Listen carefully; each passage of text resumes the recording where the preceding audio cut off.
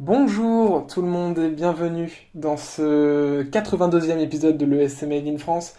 Un épisode assez rapide, on n'a pas beaucoup de nouvelles, mais c'est pas pour autant qu'on ne va pas les relayer. Bonsoir Adil, Bonsoir. bonsoir Leandro, Bonsoir. et bonsoir Gwen. Bonsoir. Et ainsi constitue l'équipe pour ce soir.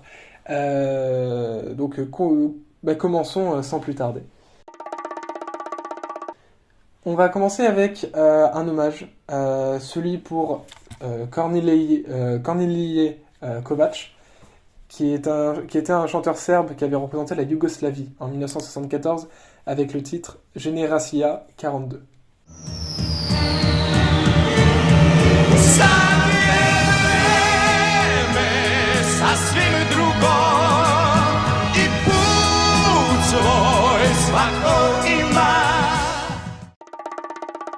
Donc on va commencer sans plus tarder les news avec une news concernant le Festivalier Kenges qui va fêter son 61e anniversaire, il me semble, cette année, et qui pour son 61e anniversaire va introduire le télévote pour la toute première fois. Adil, que penses-tu de cette réforme au FIC? Eh ben, je veux dire, pas mal du tout, hein. Après, ça permet aux artistes un peu confirmés d'un peu de dépoussiérer l'image de l'Albanie qu'on a au concours, un peu des fourgonnades féminines. Après, j'avoue que les avec Secret en termes de chansons tempo n'était pas bon. Bon, après, du live, c'était pas étonnant. Et j'ai vu encore les rumeurs d'enfin que Elvana Jata, celui qui a fait Metana pour le Festival KNPS en 2019, voilà, pour l'Eurovision 2020 qui était annulé avec tout le tralala, bah, il serait de retour, hein. Alejandro? Ben, je suis très très heureux de cette nouvelle enfin. Les Albanais vont pouvoir avoir leur mot à dire sur la chanson qui les représentons, c'est pas trop tôt. Surtout que bah il y a un peu, je trouve, le même problème qu'on a légèrement croissant, c'est-à-dire que les jurés c'est souvent des anciens. Et donc forcément bah, tout ce qui est balade, etc. Sont beaucoup plus plébiscités par ces gens-là, donc forcément on n'a pas vraiment de nouveauté du côté de l'Albanie. Ah, on peut dire que l'an dernier, quand même, gros virage. Hein, ouais, voilà, l'an dernier c'était le cas à part. Voilà, je sais pas ce qui s'est passé. Mais non, j'espère qu'on aura moins de balades, même si ça reste bien, mais moins de balades en Albanie et plus de modernité, si je peux dire. Gwen? Il y a une question que je me pose, mais le télévote n'avait pas déjà été mis en place dans le passé, une fois? Je suis un peu étonné qu'on dise que c'est la première fois. Bah, moi, je crois pas. Non, je crois pas Il me que semble c'est... qu'en 2017 ou en 2016, ça avait déjà été mis en place, ça avait déjà été testé. Je suis pas un expert en FIC, mais je pense pas qu'il y avait eu de télévote. En tout cas, l'Albanie a toujours été très en retard au niveau du télévote. Hein, c'était... Bah, après, l'Albanie, c'est pas un pays riche non plus. Enfin, Oui, voilà. Je pense pas que les gens aient tous leur téléphone fixe ou mobile chez eux. Bon, bah, même qu'ils aient la fibre, déjà, 500 mégas. Pour rebondir sur ce que vient de dire Gwen, effectivement, le télévote avait été déjà mis en place il y a 5 ans déjà. Ah oui, donc alors la question est est-ce que ça va rester pendant plutôt longtemps? C'est bien qu'ils me remettent en place le télévote, ça permettra bien sûr au public d'avoir des faits de choisir. Maintenant, est-ce que ça va être comme en 2017 où je crois qu'il me semble qu'il y avait une petite part du télévote, c'est un peu comme j'ai envie de dire avec Malte parfois qui s'amuse toujours à foutre une petite part du télévote et laisser le jury choisir. Après, je rebondis sur ce qu'a dit une chose, c'était je crois Alejandro. Attention au jury, ok c'est peut-être des personnes un peu âgées, mais parfois il y a aussi des jeunes. Je pense que parfois d'avoir une palette de jury de jeunes et d'anciens, ça peut être pas mal aussi pour une sélection pour choisir une chanson. Après, c'est vrai qu'à la différence du FIC, c'est que FIC, il y a toujours un orchestre. Enfin, j'allais dire, le FIC, c'est un peu un retour dans les Eurovision des années 90, quand on a un orchestre, on a un chanteur, et 2 mois, 3 mois après, on a la chanson qui est revampée. Est-ce que ce serait pas mieux peut-être pour le FIC, justement, on va dire, de tourner une page et de dire on enlève l'orchestre, et puis hop, les chansons sont déjà revampées, ou en mode déjà bande son, et puis ça y est, c'est bon, Après, on a parce un pied que en 2022 et c'est fait, quoi. le FIC... Après, quand je parle d'anciens, c'est pas ce que je critique, c'est pas le fait qu'il y ait déjà des anciens, c'est juste que la majorité du jury, c'est des anciens, en fait. C'est ça le problème. Et aussi le... Quand ils t'annonçaient les portraits, quand tu voyais la photo des jurys, quand ils t'annonçaient qui c'était, la plupart, enfin la majorité avait 60 ans, tu vois, donc forcément, plus. Le FIC, le FIC, c'est pas, comment dire, c'est comme, c'est un peu comme le festival de Sanremo, tu vois, ça existe avant l'Eurovision, enfin, avant qu'il participe à l'Eurovision en tout cas. Et du coup, c'est plus un festival pour promouvoir sa musique dans le pays qu'un festival pour aller à l'Eurovision, même si ces temps-ci, beaucoup de chansons sont faites pour aller à l'Eurovision. Donc, je pense que c'est normal de garder toujours un esprit un peu, comme le Sanremo finalement, un orchestre et comment dire, tout ce qui est de l'ordre des chansons qui sont pas revampées ou alors qui sont au-delà de 3 minutes, quoi. C'est plus qu'une sélection nationale finalement. Le problème qu'il y a eu en 2017, c'est pour revenir par rapport au télévote, c'était que le télévote ne représentait qu'un 13e du total des points, parce qu'il y avait 12 membres du jury, donc chaque membre du jury avait Ah ouais. sa part. Donc c'est pour ça que l'Indica a gagné, parce qu'elle a reçu le maximum de points, les 80 points du jury, et puis les votes du côté n'en avait donné que 5, alors que le favori du public, lui, est arrivé seulement 4e. Ah ouais, ok, donc... Ouais, non, c'était très bête quand même. C'est ce que je dis, c'est ce que fait Malte, et généralement, à chaque fois, Malte laisse une petite partie... une partie du vote du public, un 7e, un 8e, et après c'est tout le reste au jury. C'est vrai que c'est un peu, je dirais un peu nul, quoi. On aimerait bien que ça soit plutôt un peu comme d'autres pays, 50-50, quoi. Bah oui, c'est ça. Donc la RTSH, pardon, remettre le télévote c'est bien. Maintenant, il faut espérer que ce soit plus juste. Et dans un monde idéal, genre que ce soit 50-50 et que ce soit proportionnel au pourcentage, s'il vous plaît. Je le rappellerai à chaque émission s'il le faut, mais faites des télévotes proportionnels, nom de Dieu. C'est tout ce que je demande. T'inquiète pas, je suis avec toi sur. En tout cas, ouais, quand tu veux, Alejandro, on va manifester devant les bureaux de l'UR. Voilà. On passe aux news concernant l'Eurovision Junior. D'ailleurs, il n'y en a pas beaucoup, il y en a juste une. On n'a toujours pas de logo, on n'a toujours pas de charte graphique, on n'a toujours rien du tout de la part de la télé arménienne, même pas un petit slogan ni des pays confirmés. Donc ça nous inquiète un petit peu, mais aujourd'hui on a eu du coup au moins la première chanson sélectionnée. Il s'agit de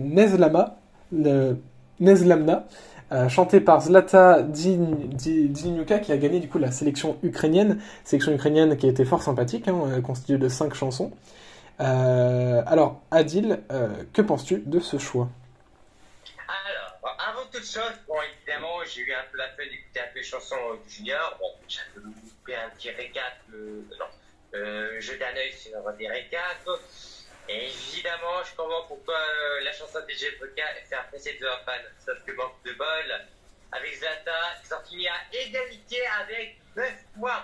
Et du coup, en général, ça devait être comme le Divotique qui doit être favorisé. Ben non, c'est le jury. Déçu parce que l'Ukraine est retombée dans son travers de chansons classiques sans âme alors qu'elle avait bien mieux quand même à proposer. Déjà ça, et puis ce qui m'énerve, et comme l'a très bien souligné Adil, c'est que pourquoi c'est le jury qui décide, alors qu'en théorie c'est le télévote, ça je n'arriverai pas. Alors je crois justement, si je peux intervenir, ils ont pas favorisé le jury, enfin les points du jury, ils ont laissé le jury décider s'ils voulaient donner la victoire à la chanson qu'ils préféraient, ou donner la victoire à la chanson qu'ils avaient mis deuxième mais que le public avait préféré. En soi, ça revient un peu au même. Hein. Ça revient un peu au même, mais au moins il y a eu le bénéfice du doute. Ouais, mais ouais, non, c'est une chanson classique. Il n'y a pas vraiment de changement, quoi. C'est vraiment très banal et à voir. Après, la mise en scène peut être sympa parce que la chanson s'y prête bien, mais bon courage si l'Ukraine veut viser un top 3, même si, bon, peut-être, vu le télévote et vu la guerre et vu machin, peut-être que, surtout que là, les Ukrainiens, en plus, vont pouvoir voter pour eux, peut-être que, bon, on aura encore une victoire pour l'Ukraine. Parce qu'évidemment, c'est pas drôle, sinon c'est une chanson qui parle de la guerre, en plus, comment ne pas en rajouter une couche. C'est vrai que c'est une chanson qui parle de la guerre pour le coup, Nazalamna. Gwen, que penses-tu de la chanson? J'ai écouté rapidement la chanson. Je suis pas très très fan. Bon, après, ça dépend, il faut voir ce que ça donne en live. Après, à voir aussi, est-ce que un revamp va être prévu ou pas. Mais sinon, c'est pas une chanson qui m'a beaucoup marqué. Je dirais qu'officiellement, je pense pas que ce soit une chanson qui va terminer dans le lot du classement, mais on sait jamais, peut-être avec le vote d'internet, tout peut arriver. Et moi, je dirais que si ça gagne l'Eurovision, ce sera peut-être un peu un scandale parce que je pense pas que Ouais, ça sera une chanson faite pour gagner l'Eurovision. ouais. Je suis un peu, alors de mon côté, je suis un peu déçu parce que l'Ukraine, c'est mon pays favori à l'Eurovision. Et là, ils avaient une chanson dans cette sélection nationale qui est du coup arrivée deuxième, qui était à égalité. Là, c'était la chanson du coup Zamoy Vliana, voilà.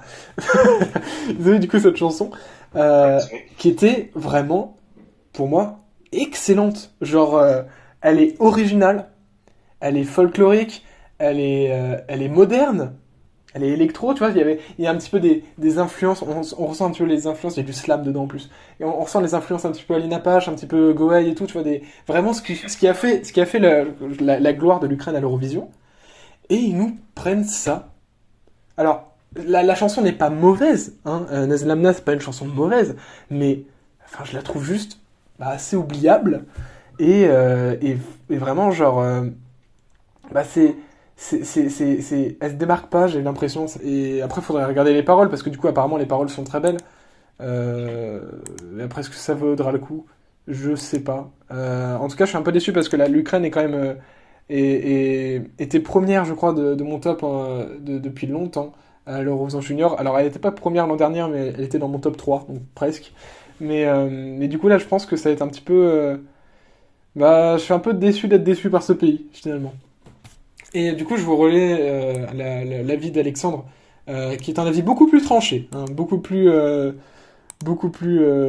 Enfin, il nous a dit de transmettre son avis qui était, selon lui, du coup, très négatif, et qui, du coup, il est que ce soit, enfin, il déteste le fait que ce soit les jurés qui aient eu le dernier mot sur l'issue, comme beaucoup de fans actuellement. Euh, il a dit, alors, si je me souviens bien, si je regarde un peu les messages qu'il a envoyés dans le groupe, euh, il disait, ouais, la chanson était plate et qu'il était vraiment dégoûté, quoi, par rapport à ce qu'il y avait, à ce qu'il y avait à côté, quoi. Et je suis d'accord, la chanson est un peu plate et voilà, quoi, enfin, ça se démarque pas tant que ça, quoi. Donc je suis un peu déçu. Je pense que c'est le ressenti global euh, après la sélection de cette chanson. Mais après, on sait pas, notre avis peut changer. On vous fera de toute façon, quand toutes les chansons seront sorties, un avis condensé enfin, un condensé de nos avis et tout sur toutes les chansons de cette Eurovision Junior.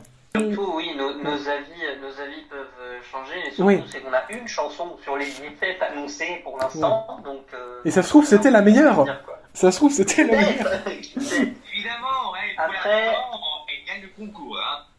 évidemment. Après, pour en revenir un peu aux paroles, comme tu l'as mentionné tout à l'heure, j'ai regardé, j'ai jeté un coup d'œil et c'est vrai que, alors globalement, c'est des paroles du style je suis fier d'être ukrainien, etc. Et même s'il y a la guerre, bah, je continuerai à être fier. Après, c'est une chanson qui est extrêmement politique. C'est pas interdit à l'Eurovision Junior, mais c'est juste que c'est quasiment jamais vu. Genre, alors il y a des chansons sur l'écologie à l'Eurovision Junior et tout, mais c'est souvent des chansons qui restent très enfantines et tout. Mais là, une chanson qui est plutôt adulte, tu vois, plutôt adulte politique, c'est assez jamais vu au concours, c'est très peu vu. Donc à voir ce que ça peut donner. Et est-ce que ça va être. Et justement, est-ce que ça peut défavoriser peut-être la chanson? Le pas aussi. De quoi? Est-ce que l'UR peut autoriser ce type de chanson aussi? Je pense qu'après. Oui, l'UR peut autoriser. Enfin, il y a rien qui l'interdit, cette chanson. Globalement, il y a rien qui l'interdit. Et tu vois, par exemple, l'UR, quand. Quand Kalush Orchestra, à la fin de leur performance, ils ont crié, enfin ils ont crié, enfin il a dit dans le micro aider Mariupol et tout, enfin aider l'Ukraine, voilà. Normalement, enfin l'UR a eu une courte réunion sur le sujet et ils ont dit que c'était pas pénalisable parce que c'était plus un message humanitaire qu'un message de comment dire de politique. Donc je pense que l'UR considérera sa chanson plus humanitaire que politique. Après, faut voir parce que les trucs peuvent évoluer. Et on va continuer de parler de la guerre en Ukraine avec du coup cette nouvelle qui nous vient du coup du monde de l'OJAE, donc l'OJAE, l'organisation générale des amateurs de l'Eurovision, qui du coup tient plusieurs concours au fil de l'année. Donc il y a l'OJAE Second Chance, mais il y a l'OJAE sur les clips de musique, et là il y a l'OJAE Song Contest, qui est basiquement un fan contest d'Eurovision, qui est en gros, chaque OJAE de chaque pays choisissent une musique qui marche bien dans leur pays de ces derniers temps et l'envoient et font un concours avec ces chansons-là qui marchent. Pour la France, c'est Juliette Armanet avec Le Dernier Jour du Disco qui est censé nous représenter cette année. Mais du coup, voilà. Récemment, on vous en avait parlé, il me semble. L'Ukraine a demandé du coup le retrait de la Russie et l'OJAE russe dans le cercle OJAE parce que l'OJAE russe soutenait l'invasion russe en Ukraine et la politique de Poutine, ouvertement sur leur site. Et voyant le refus du coup des présidents de l'OJAE et tout, l'Ukraine a décidé de se retirer de l'OJAE et l'OJAE Allemagne a aussi suivi et l'OJAE du Royaume-Uni a suivi également cette décision de l'OJAE Ukraine. Que pensez-vous de ces décisions, Alejandro ? Je suis totalement d'accord avec ce que vous disiez, c'est que, à partir du moment, même si l'OJAE Russie, n'est pas financé par l'État, par une chaîne de télé ou quoi, mais à partir du moment où les membres font l'apologie de la guerre en Ukraine, qui sont pour cette guerre-là, qui sont justement pour la politique de Poutine, etc., à un moment donné, faut dire stop, quoi.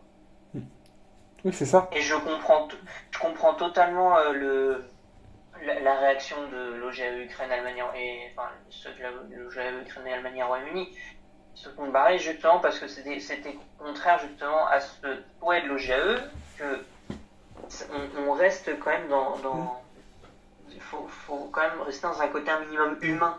Oui, voilà. Et justement, j'ai envie d'appeler. Tu peux pas laisser passer ça, quoi. J'ai envie de passer un appel justement. Les dirigeants d'OJAE France, mais qu'est-ce que vous foutez ? Enfin, je sais pas comment, genre, mentalement. Si je peux prendre la parole. Mentalement ou éthiquement. Si je peux prendre la parole, je me pose la même question étant en plus membre d'OJAE oui, voilà. France. Donc, mais comment éthiquement vous pouvez rester dans ça en fait ? Enfin, c'est vraiment. Vas-y, Gwen. Non, mais après, je défends pas OJAE France aussi, mais après, OJAE, c'est une association, donc c'est pas non plus une chaîne de télé ou l'UR qui gère ça. Donc peut-être que chaque association, va faire par exemple un conseil d'administration, et peut-être qu'ils vont décider de oui ou non, est-ce qu'ils vont se retirer ou pas se retirer. C'est pas non plus les fans, ou alors peut-être que les fans devraient peut-être se relayer et se dire non, peut-être on devrait se retirer. Par respect envers le peuple OJAE, mais bon, moi j'ai pas trop eu de discussion sur ça. Maintenant, après, à voir ce que le bureau peut-être d'OJAE France, ce qu'ils vont décider. Est-ce qu'ils vont décider le retrait ou est-ce qu'ils ne vont pas décider le retrait en faveur, on va dire, de l'Ukraine ou par exemple de ne pas se retirer et d'être en faveur de l'OJAE, on va dire, à l'international, quoi. Moi, je félicite en tout cas l'OJAE Allemagne et l'OJAE Royaume-Uni d'avoir eu le courage de se retirer. Et parce que moi, je pense que au bout d'un moment, quand on refuse que l'OJAE russe, qui soutient ouvertement la guerre en Ukraine et les massacres qui se déroulent en Ukraine, je trouve que, on peut pas rester dans ça, quoi. On peut pas accepter que des gens qui soutiennent ça restent dans ce concours. Donc, même si l'OJAE Song Contest c'est pas le concours le plus regardé ni le plus suivi en règle générale, c'est quand même nécessaire d'avoir cette action-là humaine. Et j'appelle aussi tous les autres clubs OJAE qui nous entendent, tous les autres clubs francophones. Je sais pas si l'OJAE Luxembourg participe par exemple dans ça, mais faut. Je crois que oui. Mais faut à un moment, genre. enfin, se réveiller et faire des actions fortes. Parce que pour l'instant, ça fait un peu complice du truc. En tout cas, c'est sur cette note joyeuse que se termine le 82e épisode de l'ESC Made in France. Merci Adil d'avoir été là. Cet épisode fut sponsorisé par la tristitude de Della. C'est ça. Merci Alejandro d'avoir été là. Avec grand plaisir. Et merci Gwen. Merci beaucoup. Et du coup, nous on se retrouve la semaine prochaine ou alors dans 2 semaines, ça dépend au niveau des nouvelles qui peuvent tomber. On est présent sur Twitter, @ESCMadeInFrance. On est présent sur Spotify, sur Deezer, sur YouTube, sur TuneIn, sur Apple Podcast, sur Google Podcast, à peu près partout en fait. On a un site internet aussi si vous voulez nous retrouver. Merci à vous de nous suivre et on se retrouve dans un prochain épisode très prochainement. Bye bye. Merci beaucoup. Allez, à ciao, bonsoir. Salut tout le monde. Salut.